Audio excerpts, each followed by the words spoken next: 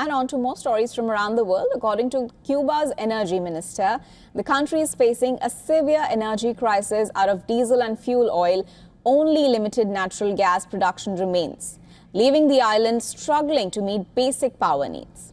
The shortage has triggered widespread blackouts, particularly in Havana, where electricity cuts are lasting up to 20 to 22 hours a day. The economic fallout is mounting rapidly. Hospitals are operating under severe constraints, disrupting essential healthcare services. Schools and government offices have been forced to shut, further hampering public administration and productivity. When they say we are an extraordinary and unusual threat to the United States, and we are sure that is not how the American people feel, but rather how the U.S. government feels, or the pretext that the government uses to attack us, one has to ask, what is the threat? What is extraordinary about that threat? What is unusual about that threat when Cuba is a country of peace? Tourism, one of Cuba's key sources of foreign exchange, is also taking a hit as outages affect hotels, transport, and overall visitor experience.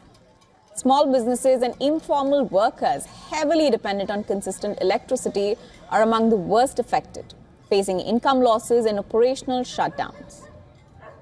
Cuba's fuel crisis is largely driven by external supply disruptions. The country depends heavily on oil import, particularly from Venezuela and Mexico. However, these flows have been declined sharply amid U.S. pressure, including threats of tariff on countries supplying fuel to Cuba. The tightening of sanctions in recent weeks has further restricted access to energy imports, and that's worsening an already fragile economic situation.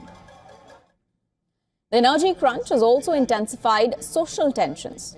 Protests have broken out in parts of Havana, where residents reacting to prolonged outages and deteriorating living conditions.